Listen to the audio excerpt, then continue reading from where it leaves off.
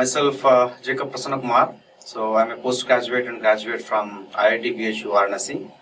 That means I have done my BTech and MTech both from IIT BHU Varanasi. So I'm basically the faculty in the GATE Academy Private Limited. In this video, I would like to explain you regarding a very basic topic. That is nothing but stress. So I would like to explain you regarding the concept of stress. The reason why I chose this concept is, though we study mechanical engineering, though we complete our mechanical engineering degree, attain the degree also, still many people would not be in a stage having clarity of this particular term, stress. So if I go outside and ask some fourth year guy or second year guy of mechanical engineering regarding the definition of stress, in most cases many people will give you the wrong answer because they don't got any clarity of regarding the concept there. So to clear that clarity, or to give the clarity, I have took this particular topic here. So stress, whenever we hear and somebody asks you what is the definition of stress, simply you say that it is force by area, applied force by area. So only thing you remember is the ratio of force and area. But we have cases where though force is present, though area of production is present, still the stress is not actually arised inside the material. I'll give you some example here. You take a case where on a frictionless floor a tensile member is there, or tensile loading member is there. And the frictionless floor is there here. So simply you are taking a tensile member, or for easy understanding, take it as a cylindrical shaped member. If you are applying a force F and its area of cross-section is equal to A here, so this area of cross is also A. It's a prismatic rod. Okay. Force is there, A is there. If you find out the stress inside the material, generally you think that the answer is F by A, but in this case stress is equal to 0. Because the actual definition of stress is not applied force by area. It's not simply applied force by area. It is the internal resistive force produced inside the material per unit area of cross section. I've written the definition here. You can copy this thing. Internal resistive force.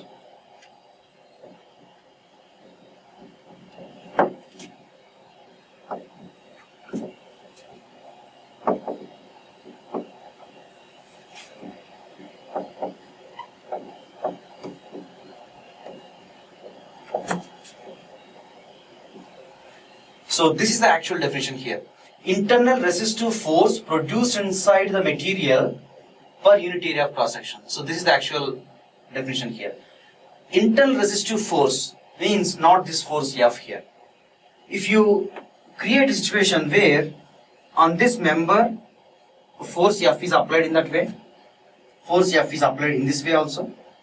For simplicity, let's take it as P, because in many textbooks it is taken as P itself. If this is the condition, what happens is, inside the material, because of the externally applied tensile force, some reverse type of force will be produced in this way.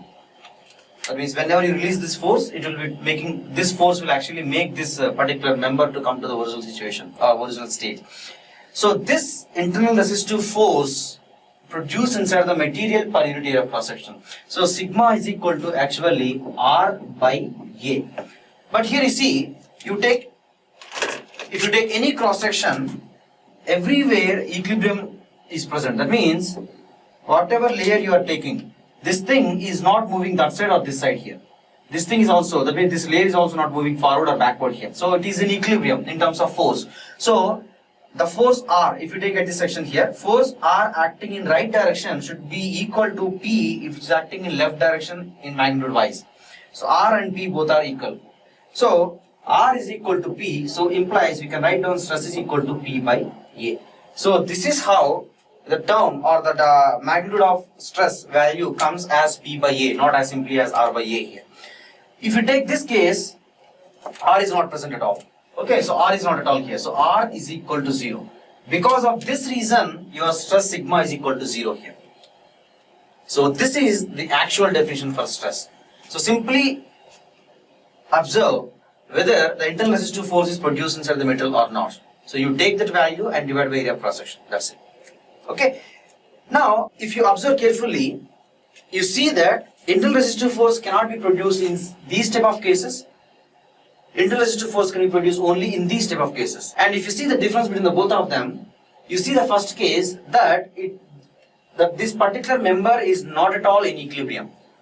This member is experiencing some acceleration. Equilibrium means it should be at rest or it should be in uniform motion. That means it should not be accelerating at all. Okay, so it should not be accelerating in terms of linear motion, that means linear mechanics, and also in rotatory mechanics. Angular acceleration also should not be there. So anyways, we are concerned regarding force only, so we are not concerned regarding the moments. So here, this body is actually accelerating according to Newton's laws of motion as A is equal to F by m. So where m is the mass of this body here. But in this case, A is equal to 0 here. And here R is equal to 0 and R is non-zero here. And equal to P here. So we observe that internal resistive force inside the material can be produced only when the body is in equilibrium. So the first and foremost necessary condition for the material to experience a stress is it must be in equilibrium. So whenever you have a material and if you find out that it's not experiencing or it's not in equilibrium, then you can't expect the stress is equal to simply external applied force P by area of projection there. Okay, so it simply becomes 0 depending upon the situation. But anyways, in the subject of strength of materials, at the basic level, we'll be considering either equilibrium cases or impact cases.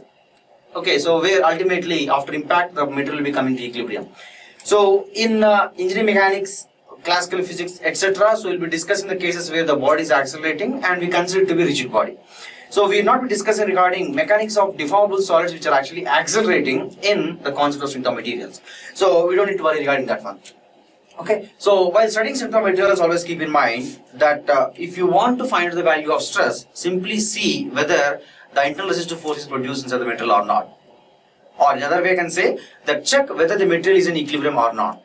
If the material is in equilibrium, then only you will be experiencing stress. If material is not in equilibrium, you will not be experiencing any stress at all. There's a clarity here. Okay. Now let's see a question from GATE 2013 paper, or generally the GATE paper here. So from that, or from this concept, whatever you have learned, so let's try to solve that particular question. I have drawn the diagram corresponding to this question. Now I am dictating the question here. It is from GATE 2013 paper. I am reading out the question. It's given that a rod of length L having uniform area of projection A. So it's having uniform area of projection A from this length to this point here. It is subjected to a tensile force P as shown in the figure below. If the Young's modulus of the material varies linearly from E1 to E2 along the length of the rod, so E1 is here, E2 is here, the normal stress developed at the section SS is given by, and they are given the options also. The options are, so first option is P by A. So the second option, or option B, is P of E1 minus E2 whole by A of E1 plus E2. Option C, that is P E2 by A E1, and option D is given by P E1 A E2. So generally we think that this question is a very complicated question because Young's modulus is varying, so stress would be something in the options of B, C, D or something like this one, very complicated. Generally we think that it will be B, so we try to guess in that way. But if you are thorough with this particular definition of stress, you simply can say the answer that answer is A. Because the necessary condition for the material to experience stress is it must be in equilibrium. So it is experiencing same magnitude of force in positive x direction and also negative x direction, so the value is P. So we got the value of applied force P here. So if this is in equilibrium, automatically this will give rise to internal resistive force R, so R will be always equal to P itself. And anyways we have the formula for stress, sigma is equal to R by A is equal to P by E. So the answer is equal to given by A itself. So there shouldn't be no confusion at all. In GATE 2013 paper, because of this clarity, that means those people who didn't have the clarity of this particular concept of stress, those all people missed it to get correct marks or positive marks in this particular question here. So if you are clear with this particular concept, if you have clarity regarding the concept, automatically You can answer any question, no matter how tough it is or no matter how complicated it is. Now, if you think practically, how to apply that force to create stress. So generally we see that if your tensile loading member is this thing, so you have to apply same magnitude of force in left side and also right side, so that we will be experiencing equilibrium. That's a condition here. But if you try to apply that force in practical scenario, you have two types of or two ways in which you can apply the particular value of force P. One case is you increase the magnitude of force from 0 to that particular value very slowly. That means what I'm going to do is I will apply some rams or whatever. I will apply the force in this way here. So the magnitude of stress will be going on increasing from 0 to higher value. So I will be going on giving it the stretch here. So the magnitude of stress will be going on increasing over time. This time here is the magnitude of load here. So this will be going on increasing very slowly with respect to time. So if this is the condition, actually what you observe is over time the change of magnitude of the load with respect to time will be very less. Okay, so we expect this to be there here because we expect the conditions to be static in nature. So first of all, I should explain you what do you mean by a static load or the basic corresponding static condition. Static load means, I've written the definition here.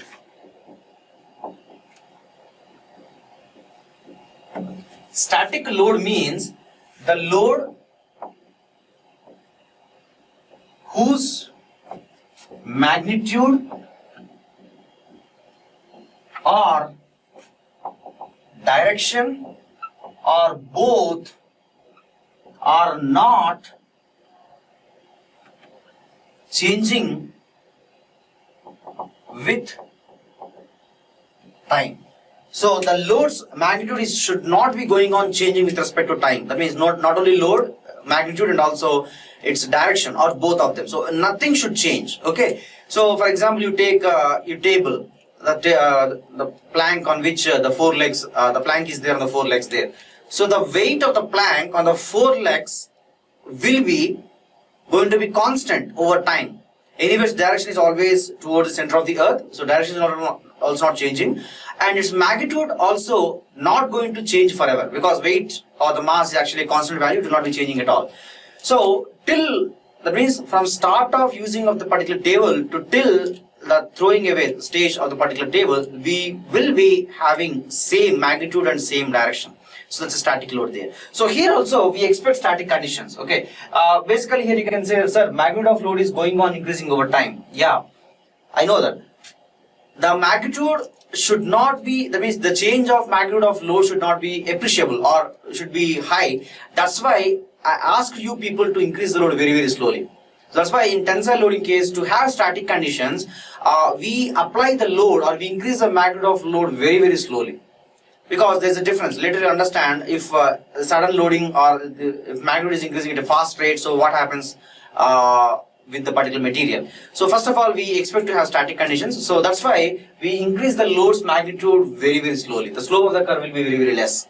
Okay. So if there's a static condition, then automatically the concepts will remain same. That here's, so at a stage once you reach the value corresponding to this thing, corresponding to your expected value. So internal resistive force R will be produced according to that one. R is equal to P, and this gives us a stress is equal to R by A, which is nothing but P by A. It's a very simple thing here. So practical way in which you have to apply the load is given by the first case. So you have to apply the load from 0 and increase its magnitude very slowly. That's first case here. So all the concepts which we have studied earlier, all will be valid regarding this particular static loading case or this case here. Though the magnitude is changing, but as it is changing very slowly, these concepts will be valid perfectly there. Okay. Now the other type of loading case is there, where we can achieve this loading condition. That means externally applied load condition. Externally applied load condition along with equilibrium. So achieve this thing here. To achieve this thing, we have seen the first case where load's magnitude should be starting from 0 and it should be increasing very slowly. Now I am going with the second case where the load is suddenly applied. That means within the meantime, suddenly, that means that time is equal to 0, time is equal to 0, load is equal to 0 here. So suddenly time, that means without any change of time, suddenly you applied the load. So suddenly the graph jumps to a higher value here, some value of p here. So there is no defined curve here between the both of them. Suddenly it will be increased here. Understood? So anyways, we can't practically imagine that thing. So what I can do is, I can put somewhere else here, where load has suddenly increased from this particular value or from 0 value here. So I increase the load very fastly there. Now we can say, that means we have a doubt, okay? We can think that we can wonder that, like, whether the conditions which we have discussed earlier will be valid to this case or not. Your answer is correct. Whatever you are thinking, it is not at all valid at all. So it is entirely different. It is very, very far different from the earlier cases. So whatever you have studied, that means whatever I explained you regarding the definition of stress, that part, anyway, the definition, everything will be valid only, but the equations by which we are actually getting the magnitude of stress, sigma is equal to P by A. So that will not be valid for this condition here, because it is an impact loading case here. So there is a difference, okay? So the way in which the load is applied. If you want, you can take a practical scenario also. So if you have some particular cylindrical block which has to be experiencing some compression. So the cylindrical block or something is there on surface, and what you're doing is you're putting a big ram or big weight W to fall onto this thing here.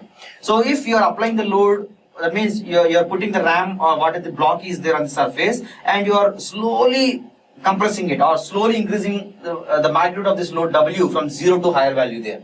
So that is the earlier case which I already studied there. If you're making this W load suddenly fall onto this thing, the way the material will be behaving, this material will be behaving as compared to the earlier case and this case is entirely different. So anyways, we have studied regarding the earlier one, that like load will be equal to the stress, load will be equal to internal resistive force and gives rise to stress value there. But in this case, it's a little bit different here. So impact loading case, or basically it's actually called as sudden loading case in the particular part. So the sudden loading case is entirely different here. So in a sudden loading case, basically you are suddenly increasing the load's magnitude to a higher value. So within a fraction value of time, so load's magnitude will be going on shifting to 0 to maximum value or 0 to some non-zero value there. So at some point of time t is equal to 0, so load is equal to 0, magnitude is equal to, okay, so we can show it in this way, t is equal to 0, so p is equal to 0. At t is equal to 0.001 second, so load became p, like this. So time got increased in this way. So in this meantime, your load got increased from 0 to p. So this is the sudden loading case here. So actually this part actually comes under the concept of impact loading case. So we'll discuss regarding this thing so that we can understand how the value of stress will be varying or changing into this particular loading case here. In the previous case, whatever I have discussed you is, in the previous case, static loading case, what I have explained you is, your P will be always equal to your internal resistive force R. And we got the answer, or we have the formula for stress is equal to internal resistive force produced by the material per unit area of production, R by A. So in this case, always R is equal to P. Always R is equal to P in the earlier case, or whatever the slow loading case or static loading case was there. Okay, but if you take this sudden loading case, in the sudden loading case, never ever this R will be equal to P. Never R will be equal to P here. But anyways, stress is equal to internal resistive force by unit area of cross section. So from this thing, we'll use the formula R is equal to stress into area here. So R is never equal to P here. Okay, so how to get the value of sigma? Let me show you how. In this case, let's assume that because of the sudden application of load P, let's assume that the elongation of the material or elongation of this material is coming up to the value delta. This material is getting elongated to value delta here. So elongation is equal to delta. So initially the length is equal to L, and this length now got increased to L plus delta because of the applied load P here. Okay, so now the work done by the load P is nothing but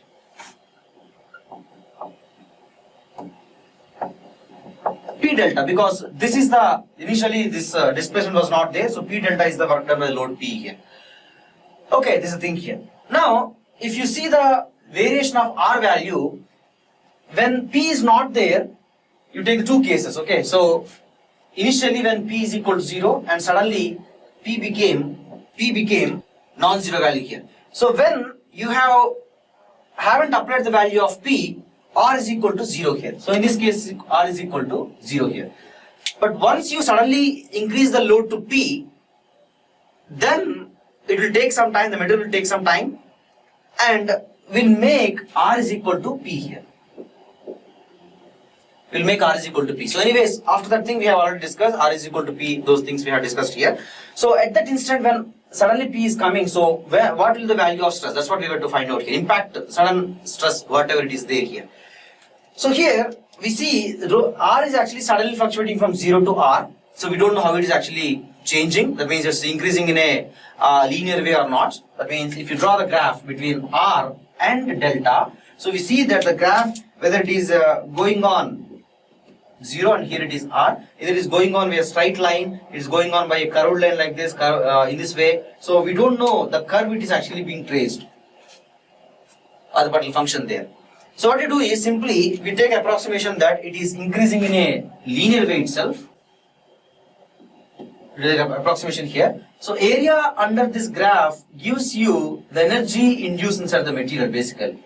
So this area is nothing but so area under the curve is nothing but half R delta. So anyway, this is energy, that is energy. So it is the input energy, that's output energy.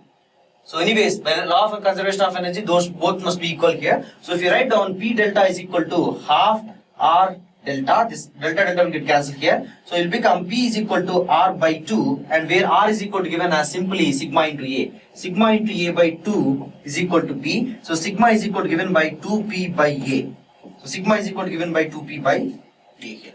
So here you see in this impact loading case, we get stress double the value which we got in static loading case there. Understood? But anyways, the definition of stress, if you see, internal resistive force produced inside the metal per unit area of cross section. So here sigma is equal to R by A, the same value. But R is getting changed. Okay, R is getting changed in this impact loading case. That's what, or the sudden loading case. That's what we have to actually keep in mind here.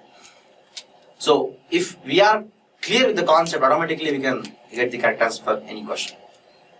Okay, thank you so much.